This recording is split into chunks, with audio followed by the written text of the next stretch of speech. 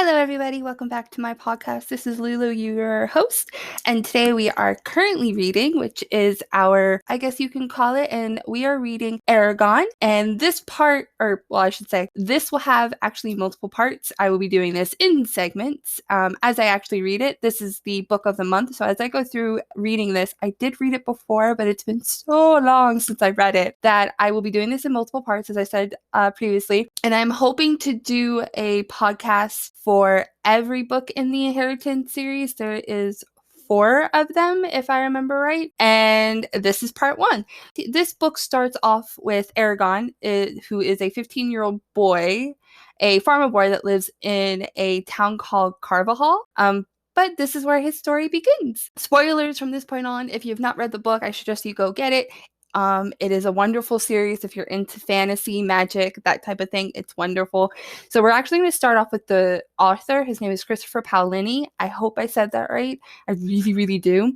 So the world of Eragon, and it's a vast world, came in the form of teenage daydreams of Christopher, and his love of reading and magic led him to construct the stories of the wonderful yet frightening powerful dragon riders and the majestic world of Alagacia. I really, really hope I said those right. And writing Eragon actually started out as a hobby when he was about 15, same age as Eragon, and it was a challenge to himself. He'd never actually had any aspirations in seeing this work published, but after writing the first draft of Eragon, he took another year to revise it before actually giving it to his parents, who read it. And then as a family, they took another year altogether to proofread, edit, design a cover, create a manuscript, and prepare materials for promotions and advertisement. And during this time, as they were preparing all of this, they decided to self-publicize Eragon and spent time promoting the book in libraries, schools, and bookstores. So if you've seen a older version of Eragon, the book covers now is different. It has Saphira as the cover, which is the dragon. But if you've seen an older cover of Eragon, it's actually a dragon eye. And if I remember reading this right, Christopher actually designed that cover where it is the dragon's eye of, I think it's Saphira. So eventually a publisher from Alfred A. Knopf's Knopf books for young readers had the book brought to their attention, and it was later published by them, where it became a New York bestseller almost really soon after publication. Christopher Paolini actually became recognized by the Guinness World Records in 2011 for being the youngest author to have a best-selling series. Not only did Paolini create the word of Alagacia, he also created a new language, or languages, I should say. He created Elvish, the ancient language, Dervish, and Urgal, the map, the original cover of Eragon, like I said before, which is that dragon eye, and the stories of the dragon readers. Dragon readers? Yes, we're all dragon readers. Dragon riders, forgive me, including the book's protagonist, Eragon. So we're going to start off basically surmising the book. So Eragon starts out with a prologue following a monstrous being called a shade, who is surrounded by other beings called Urgals. And a shade is a magic user that was either once human, elf, Urgal, or dwarf that has been possessed by a spirit or a mass of spirits. And the shade adopts traits of like superior strength and a high proficiency in magic. These are like some dangerous beings.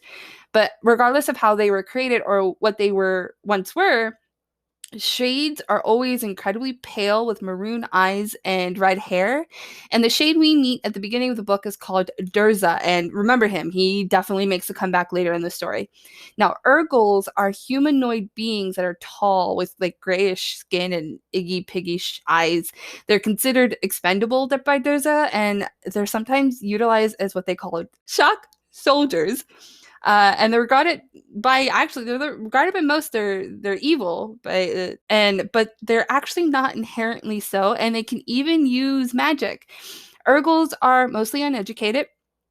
They have their own language, and watch me butcher this: Urgalagra, I hope that is right. The Urgles during the first book were only brought together thanks to the binding spell casted by Durza. However, once that spell is broken, the Urgles actually turn on each other because it is not their way at all to band together as seen in the early events of Eragon. Durza and the Urgles are tracking 3 elves through this forest, 2 males and a female. While the male elves are easily killed, the female elf isn't easily brought down by the Urgles or the Shade, and desperate, she pulls out like this blue stone from a pouch that she has been obviously protecting on her lap and casts a spell to send it far, far away, or what we think is just sending it somewhere. And furious at the turn of events that unfolded before them, Durza captures the female elf, kills several Urgles, and then burns the forest. So we are introduced to Eragon, once again, a farmer boy of approximately 15 who is hunting when an explosion like tears through the forest. The stone, which the elf had earlier, appears in a scorched circle, and it's blue and polished and beautiful. Because of the explosion, though, all the animals that he had been trying desperately to hunt have been scattered to the 4 winds. So weighing his option, he ends up picking up the stone with the intentions of selling it for meat to last during the upcoming winter. Eragon is hunting in a forest called the Spine, which is a forest mountain range that borders his home village, Carvajal, and runs down the west coast of Allegacia. Eragon is one of the few people who willingly hunts within the Spine, and it's because of the dangers it represents from stories so long ago. So there are a lot of bad omens, a lot of bad vibes that come off this forest, so people don't willingly hunt there. So Eragon returns home and heads for the butchers to trade the stone for meats with Sloane.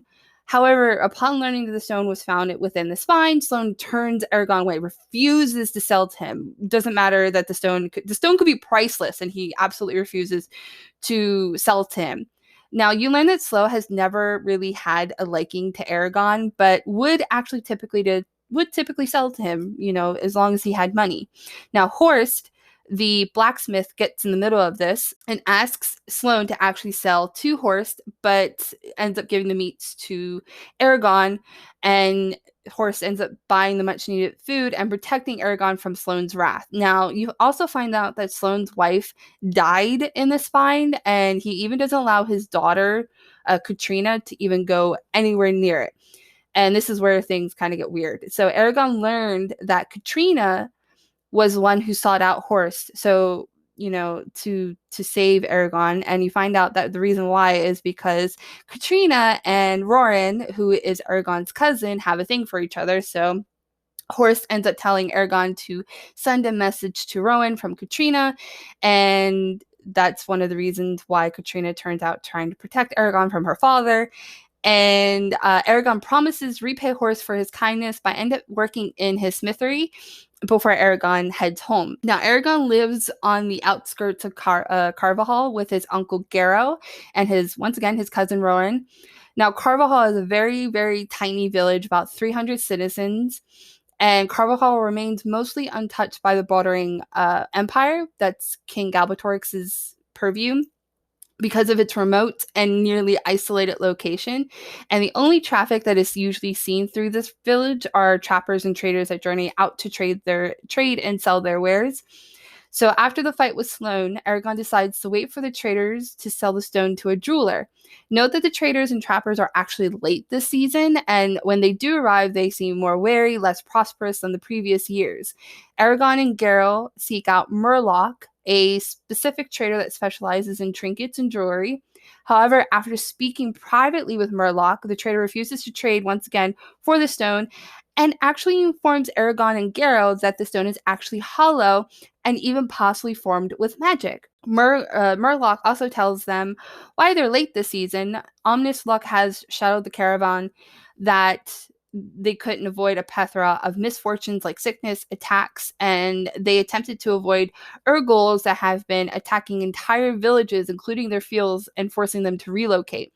This is troubling because they have not heard of this at all in Carvajal because of their isolated location, and they haven't had any misfortune. The seasons have been pretty normal so far.